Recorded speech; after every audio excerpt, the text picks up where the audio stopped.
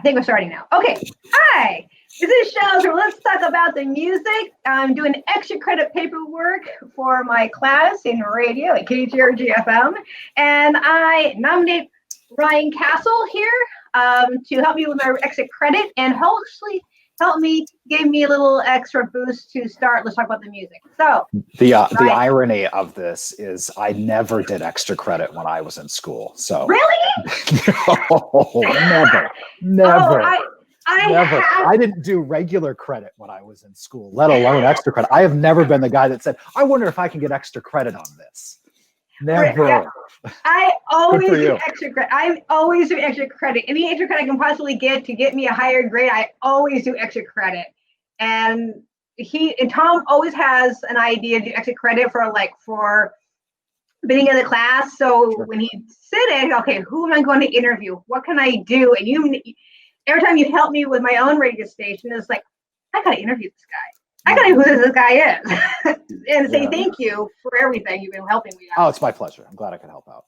All right. So in case people don't know who you are, who are you, Mr. Ryan? My name is Ryan Castle. I am the operations manager for KISW in Seattle, where I do the midday show as well. I've been there for 17 years.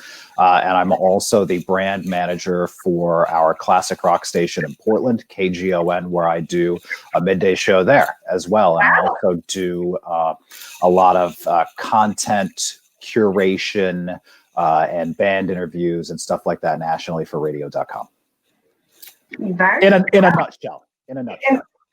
And how long have you been program director at KISW? Sorry. So KISW, officially I became the ops manager, I guess, July of last year, but I've had, pretty much the same role there, more or less, give or take, since 2003. Wow. Yeah. 17 years. So you're about, I'm brand new program director at KGRGFM for 1 year. Oh, thank you. I have no clue what I'm doing, but I'm working on it. Oh, yeah. Make it till you make it. Exactly. As long as the station is actually like holding together and not breaking, it doesn't explode, I think I did a good job. Look, at least once a week, I think I am completely in over my head, and I wonder, how did I get myself into this situation? So it never goes away. Yeah, it keeps you humble. I totally agree with that one. Because someone mentioned me, you should play for this. Like, why? Because you're good at it. And all of a sudden I got it. It's like, why am I here? Right. What have I done? Oh, shit. I had it so easy before this. God. I was. It's concentrating on everything else, but this is like, anyway. So, all right. What you wish for, you just might get it. The thing is, I wasn't wishing for anything. It's like, here you go. You can do this. I believe in you. Like, I don't want to do it. All right. So today's topic is about the coronavirus. Coronavirus has basically messed up a lot of things, even my plans. Mm-hmm. Probably sure your plans, everybody's plans. And so that's what we're going to concentrate today. Sure. So, and since we're both in a radio field, and this is extra credit for radio, how was radio world, let's say the whole world that you know of, right, before COVID-19?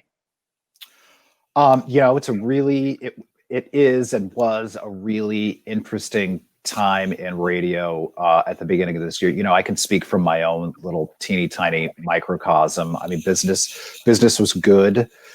We are in a sort of transformational period in this industry where we are making huge investments on the digital side and content creation and podcasting. And so we were gung-ho, full bore in Q1 of this year until March. And then, like everybody else, we had to figure out how we were going to get through this. And I think, initially, it was, a few weeks we were talking about. I mean, when we started having to let people go in March, the conversations I was having with folks is, just hang on until the end of April and we'll get on the other side of this, and now here we are, it's almost Christmas and, we're talking about maybe April of next year, ?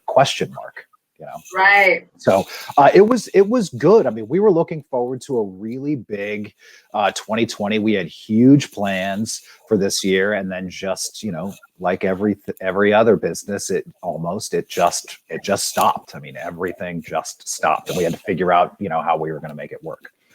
And, you know, one of the biggest challenges was, you know, none of us were prepared to work from home, at least not on the programming side. You know, I don't have a studio in my house, or at least I didn't.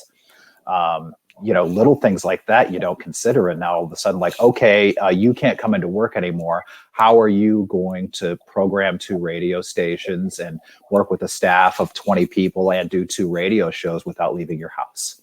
Right. Go for it. So it was, you know, it was challenging to say the least. I think I've kind of gotten away from your question there, but you know, at the beginning of the year, it was going really well. We were going to have a big 2020.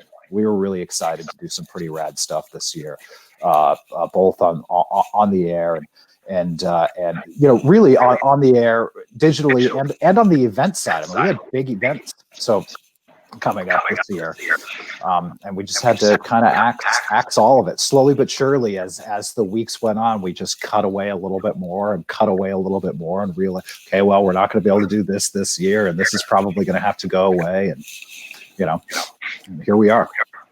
I totally agree with that one. I had some plans also. Before I got the PD production here, a PD position, I was working as traffic director at KGRG, and I was looking into that particular skill. Of course, we're looking for, you know, board opposition, which of course you know that.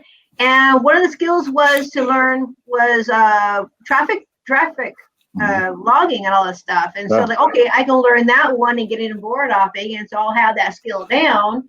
And I was really excited about it, gun ho about it, and then all of a sudden, this happened. Just like, now what? It's a great skill to have, though. You know, there aren't a lot of people that know how to do that job, and it's not a job that people really think about when they think about radio. You know, but our traffic director, or the people that do our traffic, are you know, that's a skilled position for sure. Yeah, I'm learning it now. I'm still learning it, even though I'm PD now. I'm learning that one too. I'm also learning the other thing as well. But that was my main focus, was that one, because I was looking for a job outside of Washington State and be maybe a low watt radio station. I found assistant traffic director. So I was looking at that as well. So when this all hit, I'm just like, well, that kind of got changed. That kind of hit. So now what do I do? You know, you wait like the rest of us. Right. Well, I started paying attention to my own radio station, putting it together. So I mean, I'm not too heartbroken over it, but still, it made a little stamper on ideas. Even the independent musicians I work with are also hurting right now because they can't play. Yeah, I have a ton of musician friends, and most of them are in the same boat. You know. It's been a rough year, especially for them, you know. Yeah, people for sure. Surround that the live music industry too. I mean, it's been especially bad, you know. And I don't see any of that coming up probably until this time next year. I'm hoping so. I mean, if it does, I mean, it's going to be hit really, really hard and slamming hard to get them out there. But it's going to be a slow crawl, I think. Yeah, I think it's a couple of things you have to consider. It's not a desire to play, because there's no shortage of that. The question is, are people going to want to go pack into clubs and stuff right out of the gates? And is it going to be responsible to do so? And who's going to be the one to break the seal and spend the money to put a band on tour with that giant question mark as to whether or not they're going to make any money back on it? Exactly. You know, so it's going to be slow. It's not like the you know, in March after the vaccine comes out and they're going to flip a switch and like, okay, you know, we're back to stadium concerts. You know, it's not going to be like that. Like it's probably the end of next year before we get back to more normal, maybe even 2022 before we get back to normal. Yeah. Just because people, like, I don't know if people are really going to want to go to shows. Not, you know, you're going to go pack into a club with 500 other people shoulder to shoulder screaming and sweating on each other after the last year we were in. I don't know if I want to do that. I don't want to do that either. Right. It's very scary. It's very scary. All right, so back to the topic a little bit. Is that so? How is radio? I mean, you talked about a little bit already how radio is actually changing since COVID-19. How you guys got to be your own home to do your own shows in your house and not really leave. So. Well, if there has been an upside to this, I think it has been so necessity is the mother of invention, right? So we have all figured out now over the course of the last 7 or so months how to do this stuff from home. And we've gotten pretty good at it. And so, you start asking questions like, do we need to go into the office all of the time anymore? Does it make sense for me to just work from home? I miss the people I work with. So I would probably still go back into the office, but it's not like I need to be there all of the time. Right.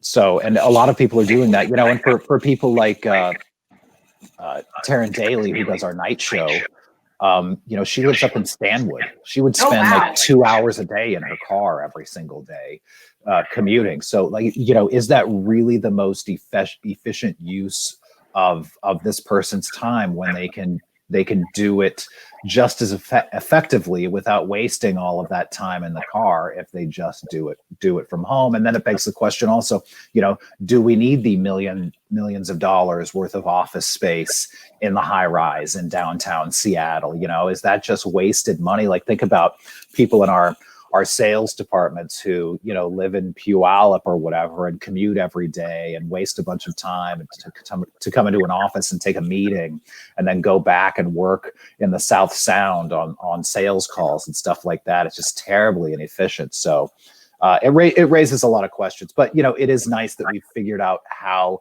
to do this. I think it frees us all up to do a lot of other things. I don't have to get up in the morning and get ready for work and go into the office. Like, I get up and I sit down and I open my laptop, and at 5:30 in the morning, I'm working. I'm at work.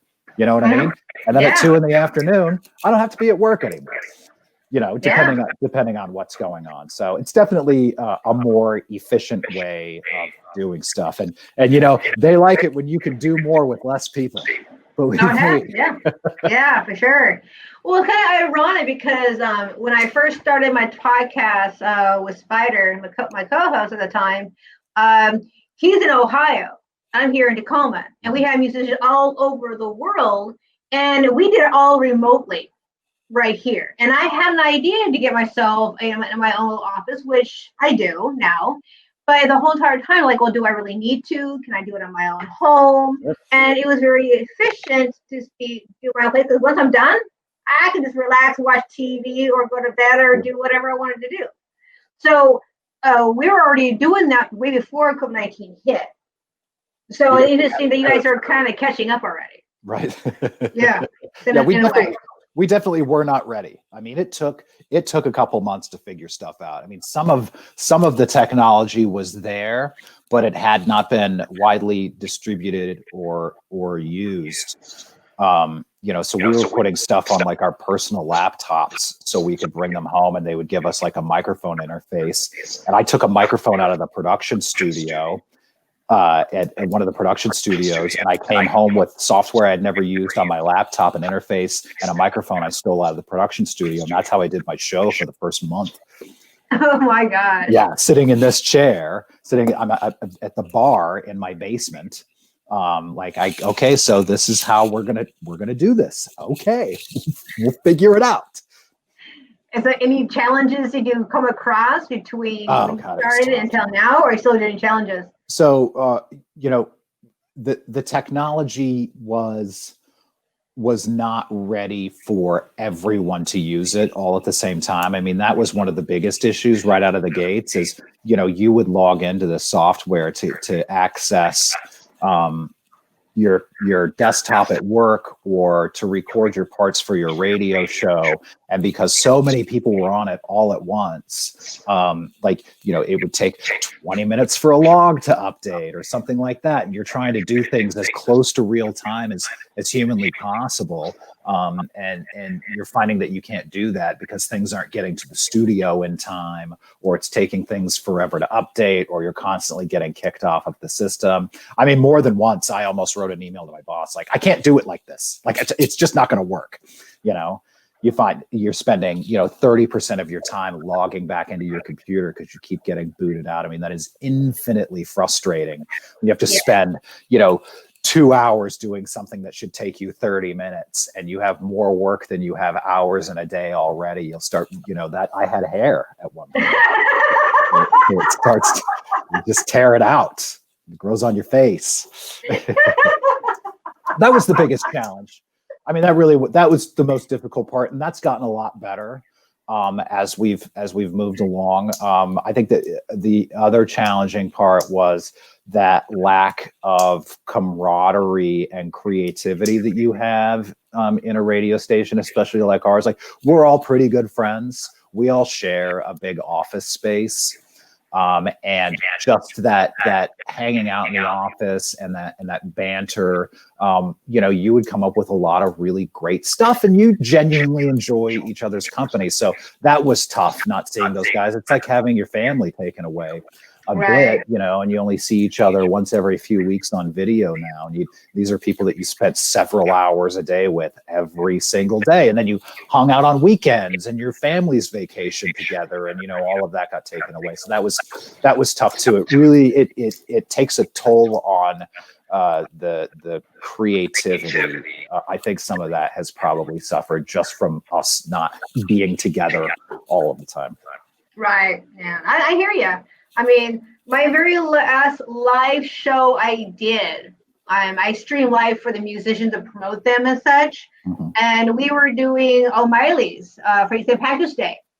And that was the very last concert I saw, and then the shutdown happened. Yeah.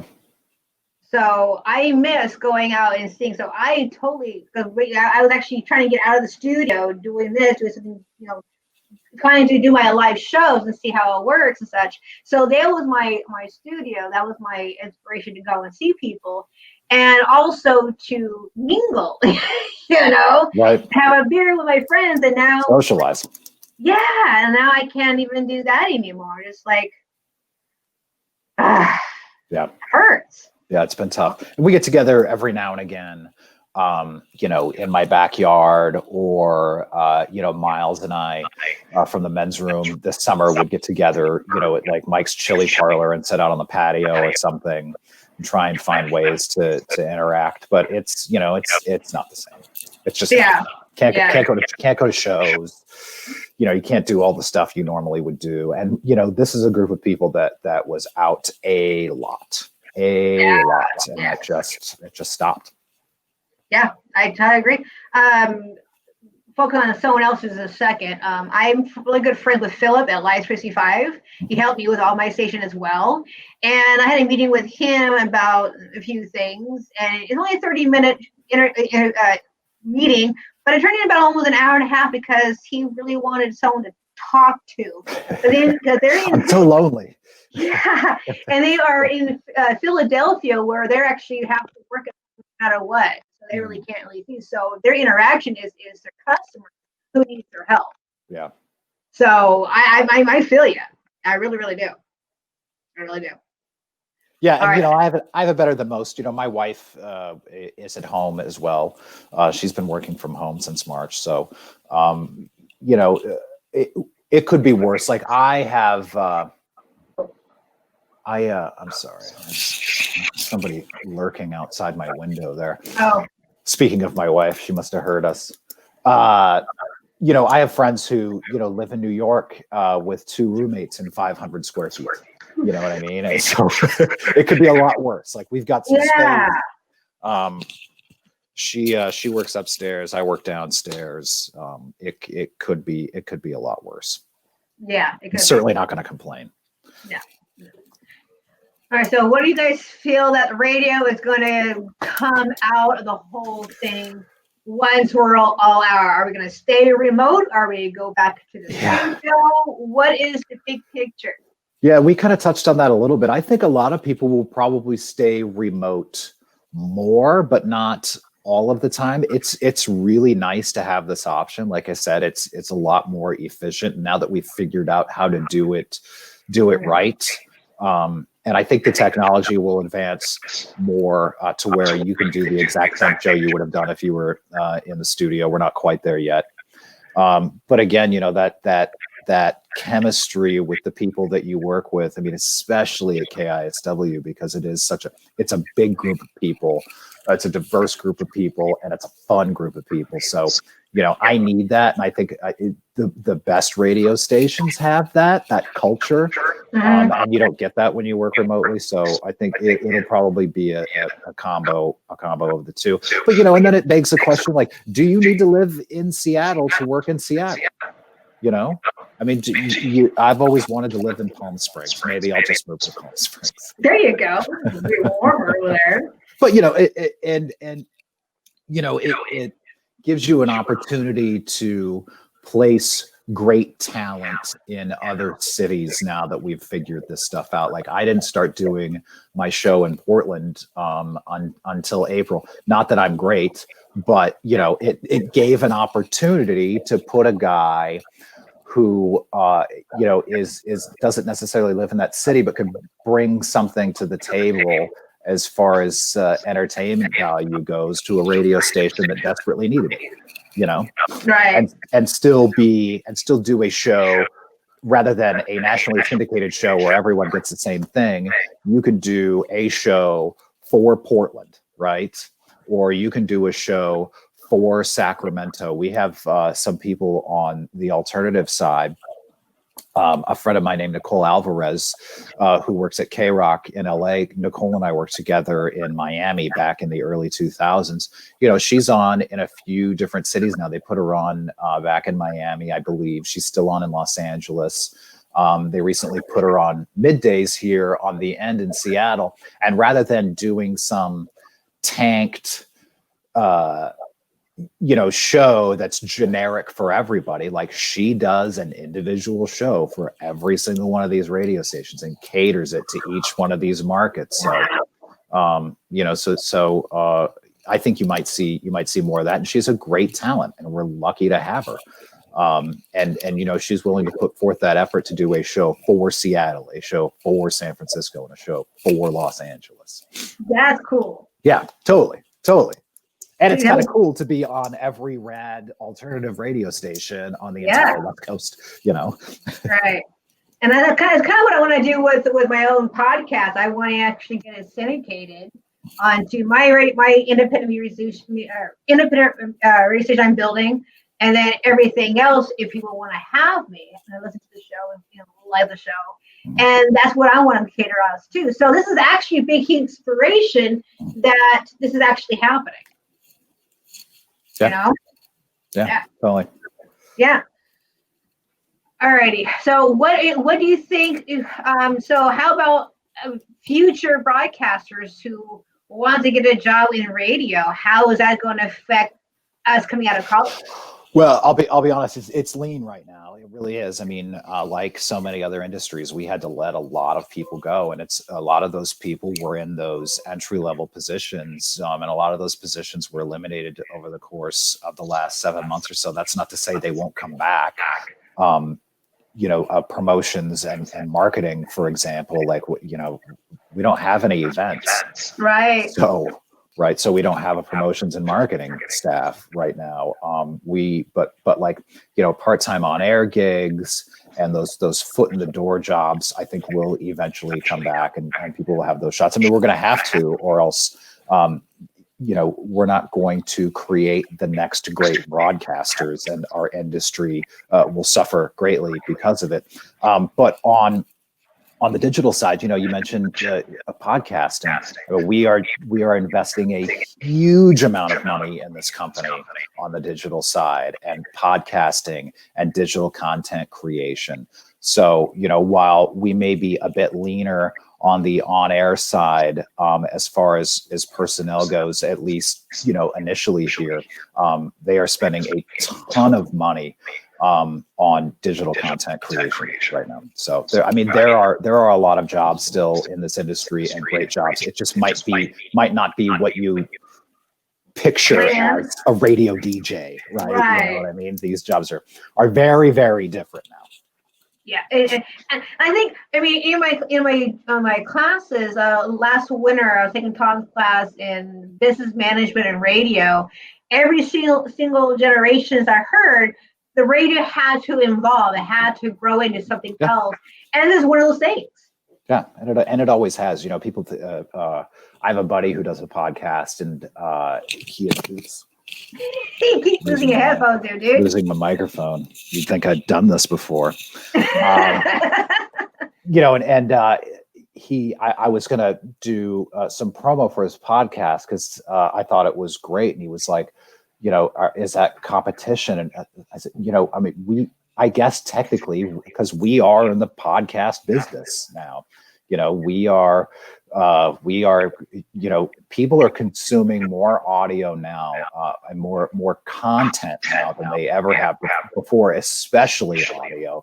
So we need to be the ones that are creating that content. You know, radio.com has a ton of killer award-winning podcasts, and that is constantly growing. And then the news side and the music news side and the digital content creation side. I mean, they are it's growing a ton because there's a demand for it, and we want to be the people that are creating that content for it. So, and people still listen to the radio too. It's not like they're listening to the radio less; they're just consuming more media. Yeah, that's it. So. I mean, I work Uber Eats on the side, and so I listen to radio all the time. I flip through the station, listen to you for a little bit. Oh, I'm sorry, commercials, flip. That's how I pay my mortgage. Come on. I hear you. But you know, we have consistently sat right around like 93% of the American population consumes radio. You know, and it's been that way for as long as I can, as long as they've been doing the studies. But meanwhile, the digital side has continued to grow and grow and grow and grow. So, you know, any assumption that somehow radio is suffering is, you know, I think is false. It's a false narrative. In fact, you know, we are growing and growing and growing. It's just on the digital side. You know, we're the ones that are creating that content that people are consuming. Right. Yeah. It's evolving, basically. Totally. I mean, look, Men's Room, the Men's Room is one show on one radio station, and they do over 500,000 podcast downloads every month. That's one show. That's one show on one radio station, you know? Wow. Yeah. And that is, those are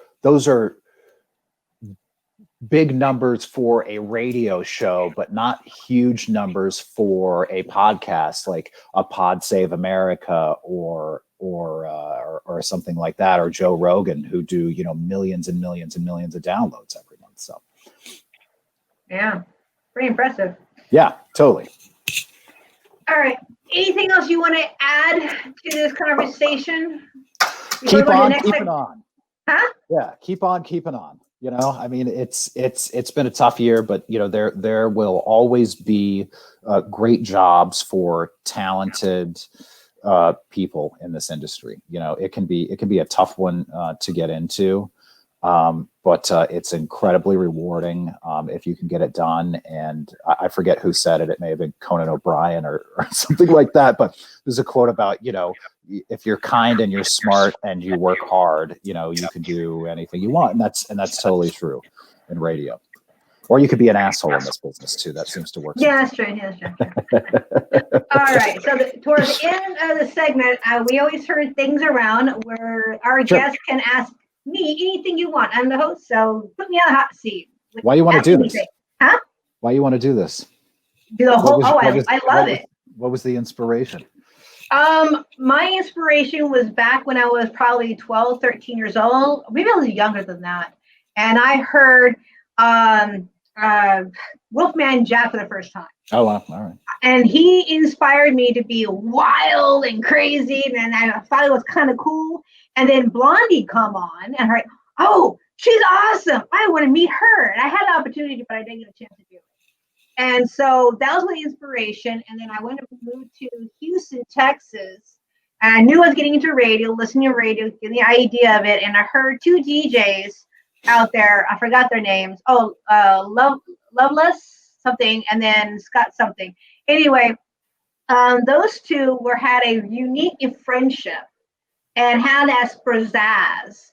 And I loved hearing that brother-sister friendship kind of a thing going on. So it inspired me. But what really, really clicked was Love Line with Adam Carolla and Dr. Drew. That talk show really sparked the interest because I couldn't figure out what kind of radio personality I want to be. Do I want to be a radio jock or what else? And when they came on air, it sparked to be a radio talk show host. And that's what got me going. Yeah, and great chemistry there. And I would, that was one of the first shows that I remember that had that sort of dynamic of the straight professional and the comedian, right? And you get a lot of that now. Like that's kind of one of the proven formulas for shows. Like even you ever listen to Star Talk with Neil deGrasse Tyson. So Neil deGrasse Tyson, while he's a pretty entertaining guy, he is the brain, and then he always has a comedian on as sort of the comic relief, right? The relatable person. And it's, it goes back to Loveline. I think it's the same thing. Yeah. And so when I got going with my talk show, I wanted that same kind of spaz, that kind of like click. And then when Spider came on, and he was actually the inspiration that brought everything together. I mean, I had the idea, but Spider put in the spark into it, and then it made it connect. Yeah. And it was awesome.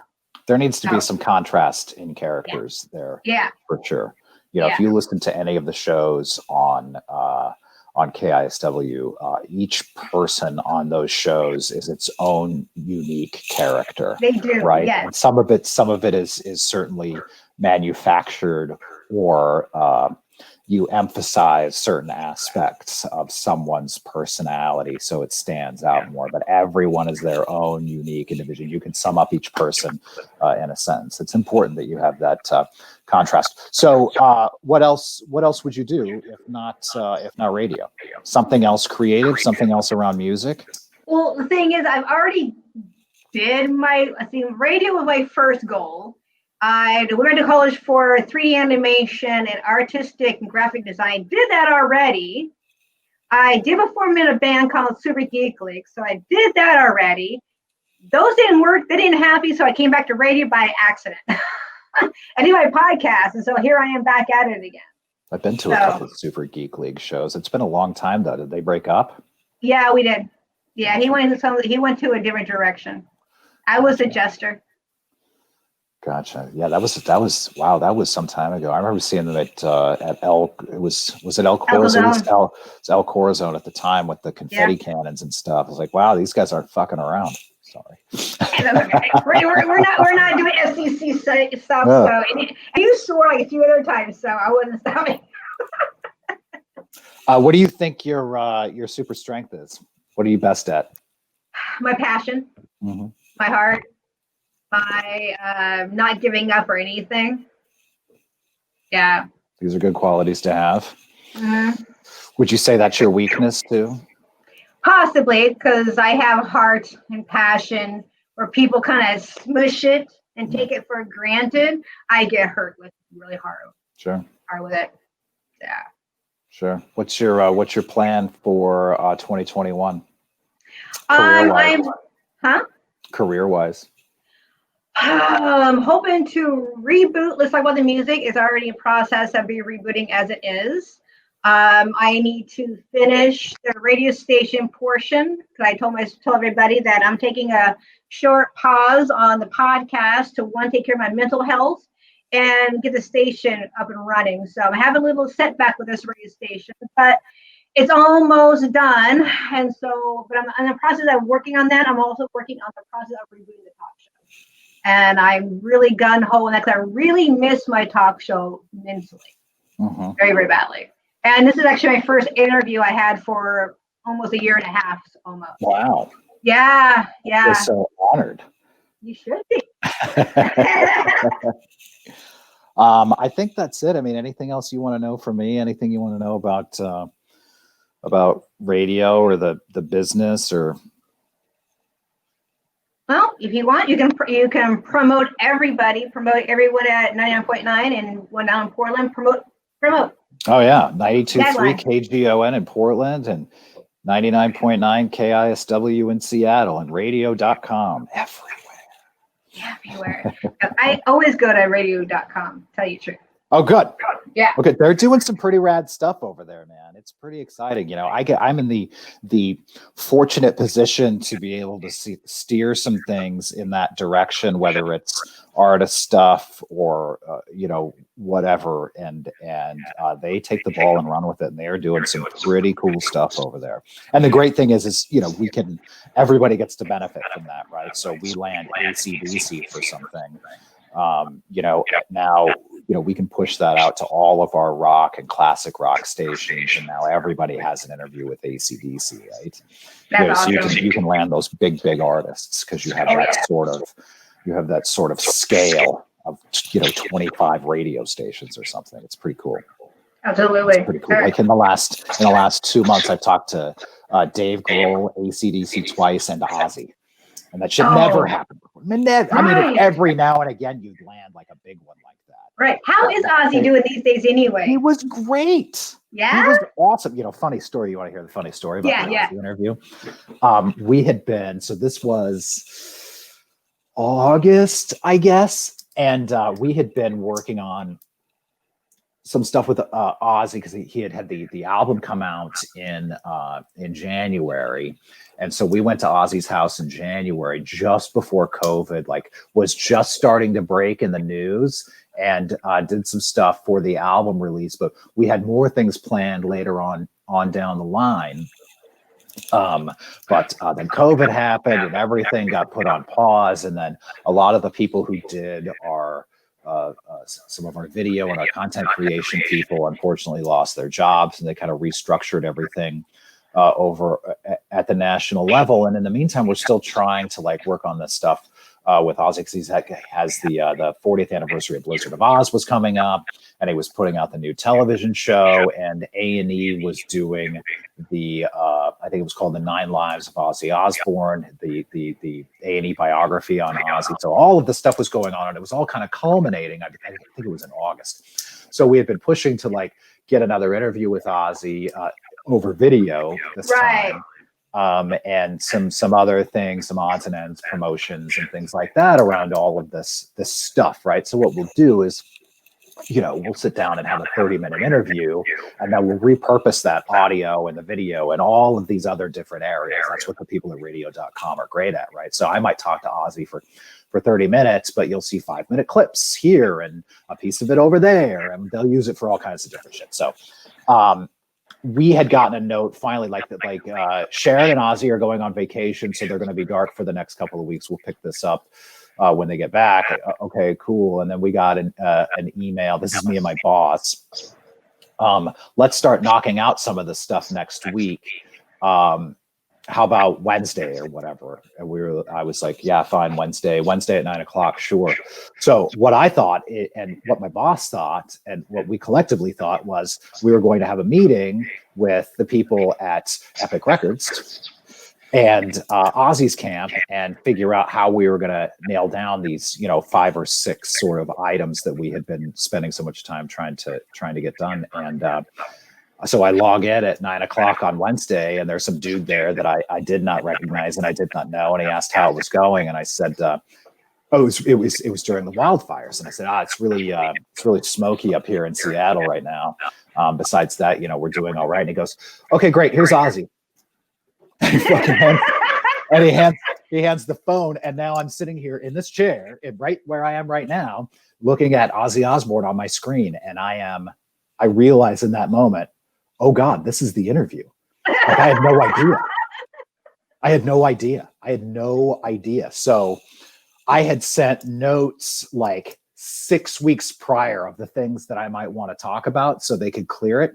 So while I'm making small talk with Ozzy Osbourne. Like, is it smoky where you are? And I'm on my other computer trying to find the email with all the interview notes that I had sent. So, you know, Sharon or whatever could okay all of it, which I never heard back on, by the way. Oh, geez. But so I'm just going through, and you know, you send for an interview like this, like you send 2 pages worth of stuff, right?